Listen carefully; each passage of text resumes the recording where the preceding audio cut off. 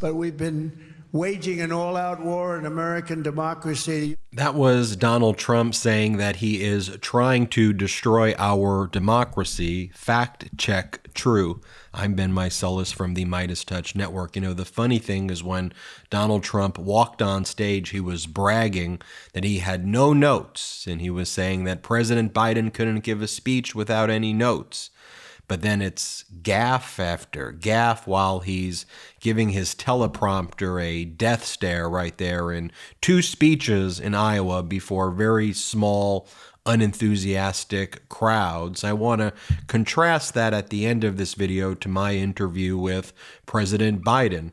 And I think you'll just see how starkly different these individuals are. So first, let me show you Donald Trump in Iowa. Then let me show you a portion of my interview with President Biden in Pueblo, Colorado. Here, Donald Trump says that one of the key issues for him, dishwashers. You know, they spread the conspiracies that Democrats are trying to take away your dishwashers because they don't have any actual things to run on other than hate and division. Here, play this clip. Well, it's okay if you want to go about 5 miles away from your house, but get back quick. They don't go far. They want to talk about your dishwashers and how much water you're going to have in your dishwasher, even though they don't work. And all of the other things that you have that were so precious and dear and that you never really appreciated until now because they want to take them away. Your heating and cooling in your house, they want to change it. They want to change everything. These people. Next clip, Donald Trump is saying that President Biden gave a speech before a pink and red background and that is somehow very sinister. Play this clip. Biden and his radical left allies like to pose as defenders of democracy. You see, he was standing up there not so long ago with the pink and red background. That looked a little bit sinister. I don't know if he knew what the hell he was doing up there, but he was up there spewing the words that somebody wrote for him. What? Next clip I want to show you, Donald Trump says that even his opponents say that he did a really good job. No, they didn't. No, they didn't. You did a horrible job.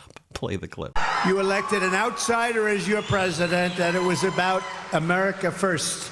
We want to put our country first. They haven't done that in a long time, but we did it for 4 years, and that's why we did so well. That's why it was one of the great presidencies, they say. Even the opponents sometimes say he did very well. I have to say, take it back, they scream. His people say, take it back.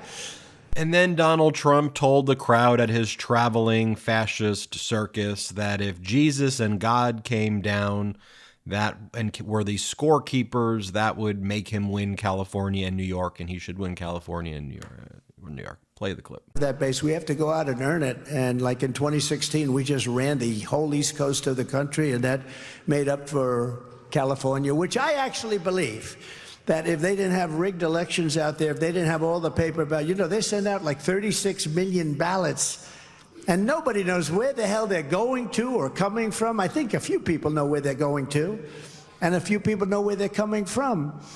But I think if you had a real election and Jesus came down and God came down and said, I'm going to be the scorekeeper here, I think it would win there. I think it would win in Illinois, and I think it would win in New York, which is all places that, in theory.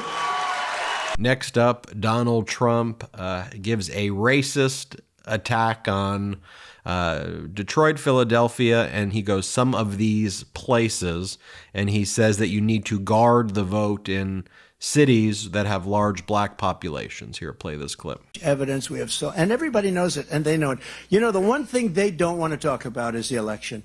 They don't want to talk because they're guilty as hell. They cheated like hell. They know it, and you'll never find out all the ways. But we don't need all the ways because, you know, it was, I think, 22,000 votes separated it. And we have millions and millions of votes. It's a very sad thing. So the most important part of what's coming up is to guard the vote. And you should go into Detroit, and you should go into Philadelphia, and you should go into some of these places, Atlanta, and you should go into some of these places, and we got to watch those votes when they come in, when they're being, you know, shoved around in wheelbarrows and dumped on the floor, and everyone's saying, what's going on? We're like a third world nation. A third world nation, and we can't let it happen. And then in the next breath, Donald Trump says that he got a BLM endorsement, and Donald Trump saying that there's a co-founder of BLM endorsed him. It's not true. BLM disavowed its one guy and said that he has not had anything to do with their organization for a long time, was not a founder. But look, at the end of the day, Donald Trump's the type of person who goes into a non-union shop and says he's in a union shop. He just lies about everything that he does. And is this the same group that he says is like Antifa, terrorists? I mean, he said the most horrific. There's no consistency about anything he says. It's all hate and vanity. If you praise him, then he likes you. If you say, sir, he goes, they called me sir. Otherwise, it's pure hate. Here, play this clip. Did you see where a very respected representative of Black Lives Matter, New England territory, right? New England, endorsed Trump, he said. Then Donald Trump, while he was there, gave an interview with a group called Moms for America. I guess not to be confused with Moms for Liberty, the organization whose co-founder, along with the chair of the Florida Republican Party, were involved in threesomes with an individual who's now accusing them of sexual abuse. And there's a criminal investigation taking place, and Moms of Liberty then supports that. They're found. It's hard to even keep track here. Play this clip when Donald Trump's asked by this group, "Where do you get your faith from?" And Donald Trump says his poll numbers. Play the clip. How do you do this? Where do you draw your strength from? We're talking about faith. How do you do this every day? How do you get up and fight for every single one of us? It's probably the biggest question I get. The second biggest would be, they're not going to be allowed to do it again. Okay, you know what that means. Okay, that's number two. But number one is, how do you do it? One of the reasons is that I have the highest poll numbers people have virtually ever seen. You're beating these people by 60 points, and we're beating Biden by a lot. Next up, Donald Trump attacks the governor of Iowa, Kim Reynolds, and he says that he's the reason that she got elected. Donald Trump's been attacking Governor Reynolds because she endorsed Ron DeSantis. Play the clip. That difficult. This state is not that difficult, and it's a great state with great people. But she became the governor, and then she called me. She had a big problem. She was running against a very wealthy man, I believe a farmer, handsome man, they said. Handsome, good-looking, wealthy, had everything, Democrat, and he was way up in the polls, and he was going to win. And I came in, I did a big rally, I did a big endorsement of her, I fought like hell, and she ended up winning, right? And then the second time was much easier, but I also kept you in the position of first. You were first in the nation, which I didn't have to do. So I did all these things, and then I spoke to Kim about 4 or 5 months ago, whatever, and she said, "I'd like to remain neutral." I said, "You'd like to? I'd like to remain neutral too. I didn't have to come here and do rallies for you." And she said, "What do you mean?" "Well, because we're first in the nation, I'd like to remain neutral." I said, "I'm the one that kept you first in the nation." She said, "Well, it's because of that though, I'd like to remain neutral. I'd like to be able to go and really politic and work with all of the candidates." I said, "All of the candidates are running against me.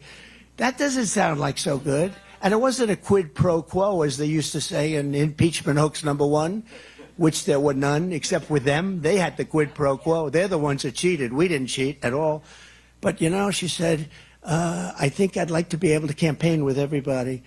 I said, "So you're actually telling me that you want to be able to campaign with everybody because you're first in the nation? I'm the one that made you first in the nation." This one's a doozy. Donald Trump says that he had a deal with President Xi to get rid of fentanyl. They had the deal that they were going to do it. But you see, Donald Trump says because he didn't get elected, the deal fell apart. And then Donald Trump somehow connects that to a deranged conspiracy about the 2020 election from 2,000 Mules. Play this clip. Right through. The drugs are higher than ever before. We had them way down. And I had a deal with President Xi of China. They were going to criminalize fentanyl. If you make fentanyl and you get caught, They're going to criminalize it. And you know what their penalty is if you get caught with drugs? Death penalty for drug dealers and for drug makers. And they were going to criminalize it. It was all done, and then we had the result of this ridiculous election where they used COVID to cheat and other things too. You don't even have to go into ballot stuffing, the 2,000 mules and all of that. You don't have to. And by the way, the 2,000 mules, hundreds of thousands, millions of ballots we're talking about. We're talking about millions and millions. As I just watched it, this guy is such a clown. The guy just lies about every single thing. It's really absolutely pathetic. You said you had infrastructure. You had infrastructure done. It's going to come in 2 weeks. You said you had a healthcare plan done. You said that was going to come in 2 weeks. You said you were going to replace Obamacare. You had a better plan. 2 weeks away. That never happened. Everything you say is a complete and utter lie. Just an utter con man. Oh, and here Donald Trump says that Jimmy Carter must be really, really happy right now. His wife just passed away. What are you talking about? Play the clip. And I have to tell you, Jimmy Carter, as you know, our First Lady went to the funeral of Rosalind Carter. It was a beautiful event, by the way, and everybody was very nice, really nice. But Jimmy Carter is in his latter years, 99. In his latter years, he's got to be a happy man because his administration was brilliant compared to what we have now. All right, that's Trump. Let me show you a clip from my interview now with President Biden. And Biden said, don't compare me to the almighty, compare me to the alternative. So you saw the alternative there. You saw Donald Trump saying that he's here to destroy democracy. Fact check, true. Let me show you my interview with President Biden. And one thing I want to mention as well, the full interview that I did with President Biden is in our YouTube feed. Just scroll down. I'll even throw a link in the description right here as well to make it easier. Let me show you a portion of it so you can compare. Play the clip. So the MeidasTouch supporters, the people who watch our network, call themselves the Meidas Mighty. We here at the MeidasTouch network say that we're unapologetically pro-democracy. What's your message to the Meidas Mighty out there and those watching right now who fear for our democracy and who just care about our democracy? You know, I made a speech in Independence Hall saying that our democracy is at risk. And even the press said, what are you talking about? Well, guess what? The vast majority of the American people thought it was too. The idea that they have a former president who may be their nominee saying that he thinks they should be able to essentially walk away from the Constitution. He should be, I mean, the things they're saying are just off the wall. And and we better step up. I taught at the University of Pennsylvania for 4 years, and I also taught at law school. And the idea that democracy is inevitable is just not true. It's under siege, and we have to put a stamp of democracy on everything we do. As Biden says, don't compare me to the almighty, compare me to the alternative, folks. Tell me how you feel in the comments about the alternatives. I'm Ben Meiselas. This is the MeidasTouch Network. Have a great day. Hit subscribe. Let's get to 2 million subscribers, folks. Hey, Meidas Mighty. Love this report? Continue the conversation by following us on Instagram at MeidasTouch to keep up with the most important news of the day. What are you waiting for? Follow us now.